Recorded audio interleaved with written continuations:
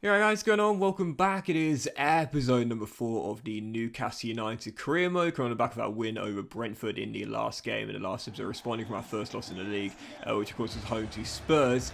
Have you all seen the EAFC first trailer then? I'm pretty sure we all have by now, surely, right? For those that haven't, I'll try and remember to leave a link in the description down below.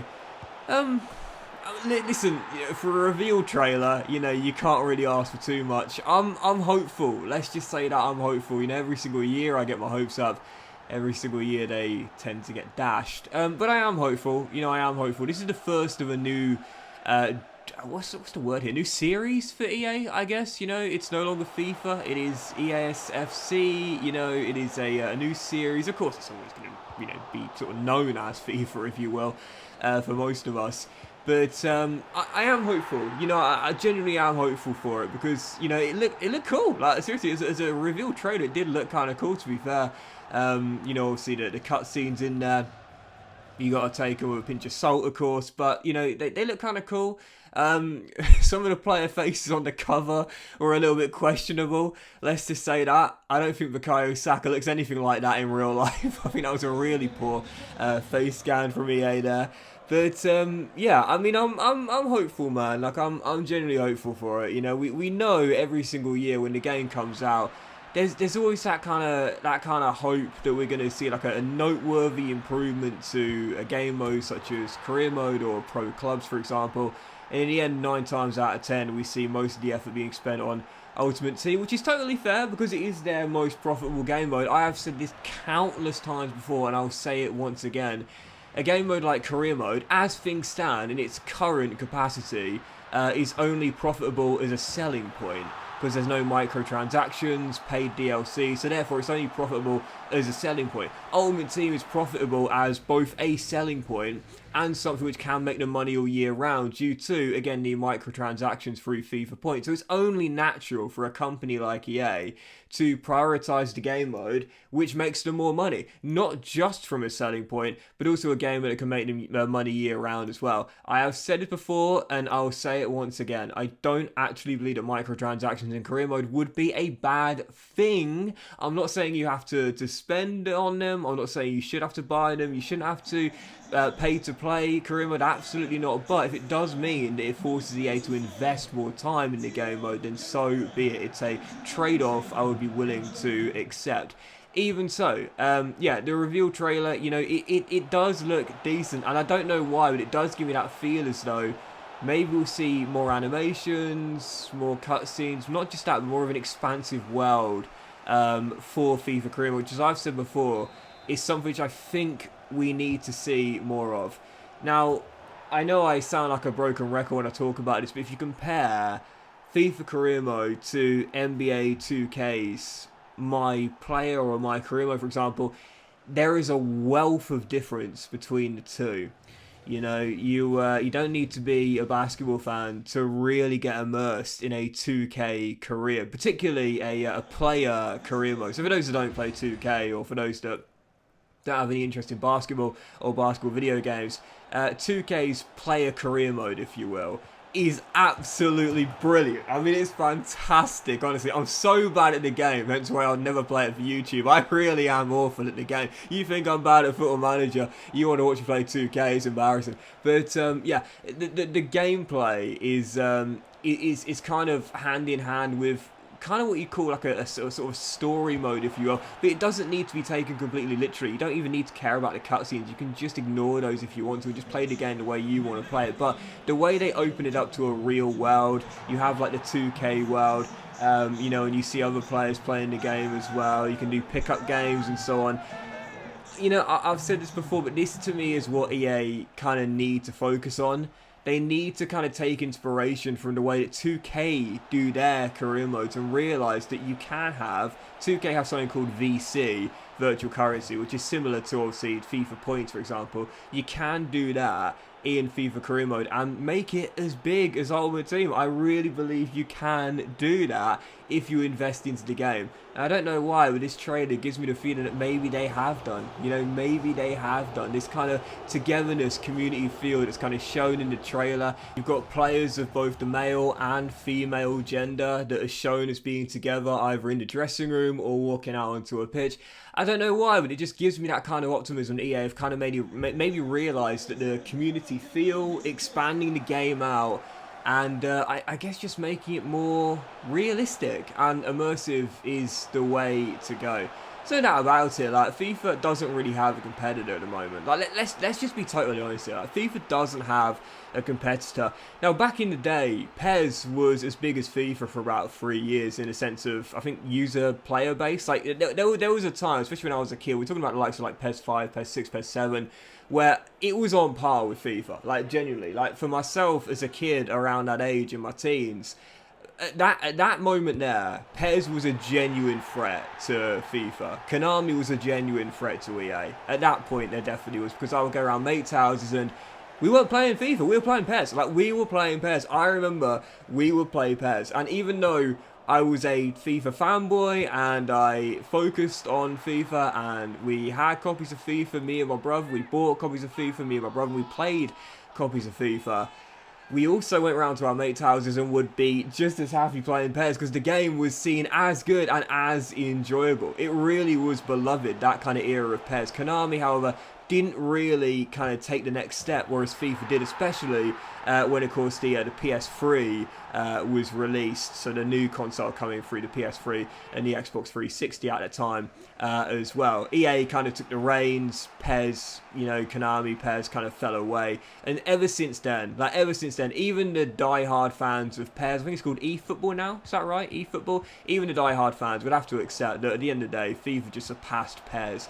I'm not talking in terms of quality, but in terms of user base and the amount of players who played the game.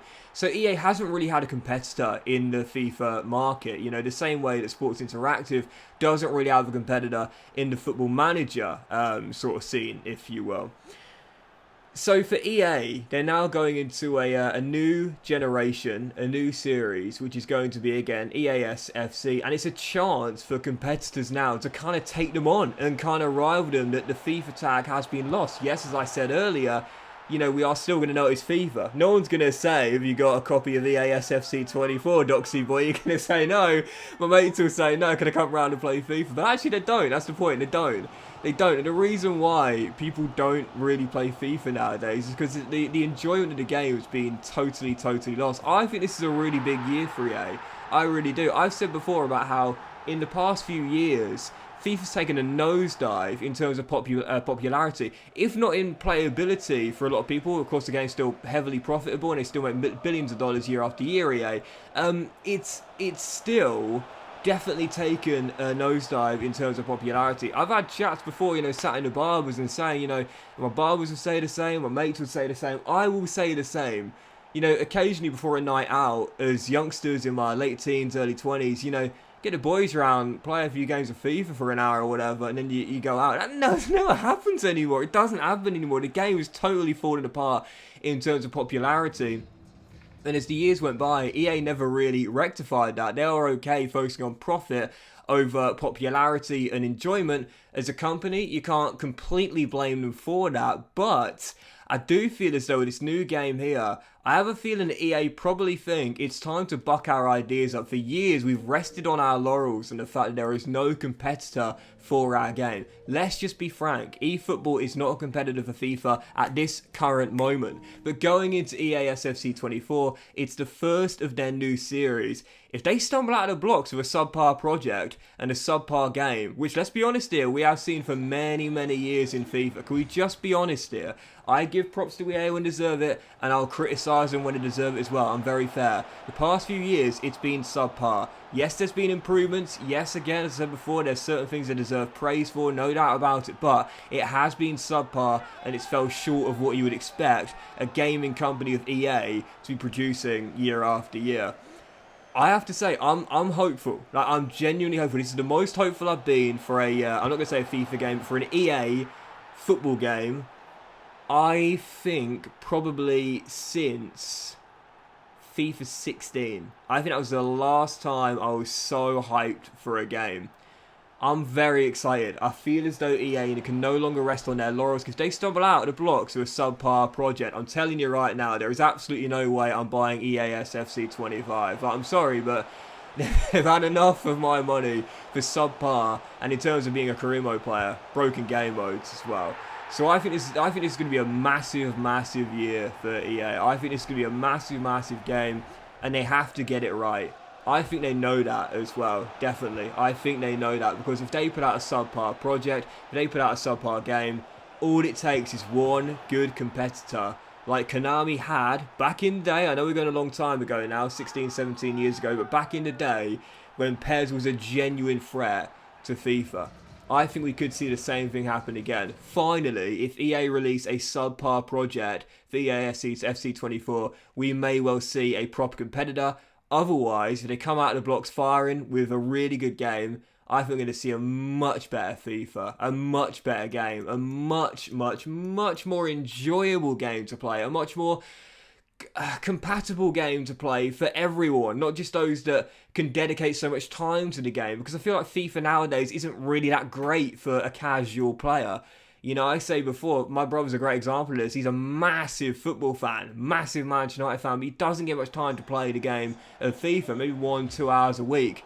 It's nowhere near enough time to enjoy the game. Are you kidding me? You can better get through pre-season in FIFA career mode, you know? So I feel as though they need to focus on, you know, trying to appeal to everyone and not just those that have the money in Ultimate Team to buy FIFA points, to get packs, and to pay to win. And also for those that play offline, CM, so on, to enjoy the game with limited time as well. I'm excited, man. Like, I'm genuinely excited. It's the first EA football game I've been excited for in many, many years, and I hope you guys are as well. I do want you guys to let me know what you think about it. I have to say that the trailer to me genuinely does excite me quite a bit, because it does give off that kind of community feel. It does give off that kind of branching out into the real world kind of feel. It does give off that kind of feel that this is going to be different this time. I guess we shall wait and find out. I do think there's going to be another trailer or another gameplay video coming out on Thursday, which will be the 13th of July, so look forward to that. I'm pretty sure we'll see something new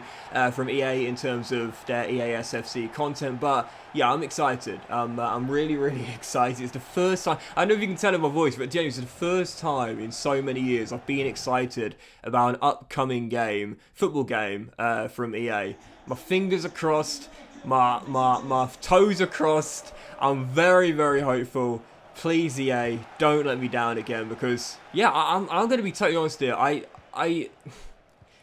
don't think that, like, as a FIFA fanboy as I was, you know, I was happy to keep on buying the game year after year after year. As a fanboy, I kind of committed to it. Do you know what I mean? EAS FC is going to be a new series. They stumble out of the blocks with a subpar product right from the get-go. I'm going to be honest here. Like, I don't think I'll buy the next one. But that one, I don't think I'll buy the next one, because, like, seriously, what's the point anymore? Do you know what I mean? So EA, come on. I think a lot of people are going to think the same way as me.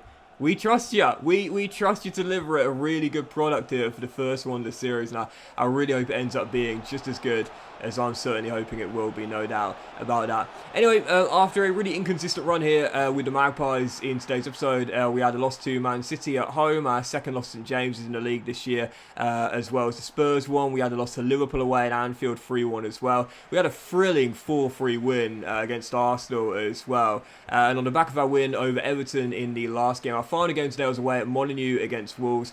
I said before, like, if we are to be a team that stays in the top four, we can't afford to live up to these games. I don't mind the fact we've lost the games to Liverpool and Man City and Spurs this year, but these are the games we simply must win. Went to Wolves away from home, taking them on at Molineux, and this goal here was so nice, man. Look at this, Jose Sarr. Sit down, mate. I'm not going for goal. I'm flicking it to St Maximin to the back stick with Joel Linton. That was class there. Lovely little scorpion kick assist in what was eventually a 3-0 win. So yeah, back-to-back wins there, and a great way to close today's episode out. I know I didn't talk about the game plans today, so I couldn't help it due to seeing the EAS FC trailer, but as you'll see, 17 games to go. Here we are right now. We are currently 7 clear of Spurs in 5th place, and only 1 point behind Chelsea, who lead the way at the top of the table. 17 games to go, still a long way to go, but we are where we want to be, in a title race, and most crucially, in the top 4. Guys, thanks for watching, much love, have a great day, and I'll see you for the next episode of the Newcastle United Career Mode very soon.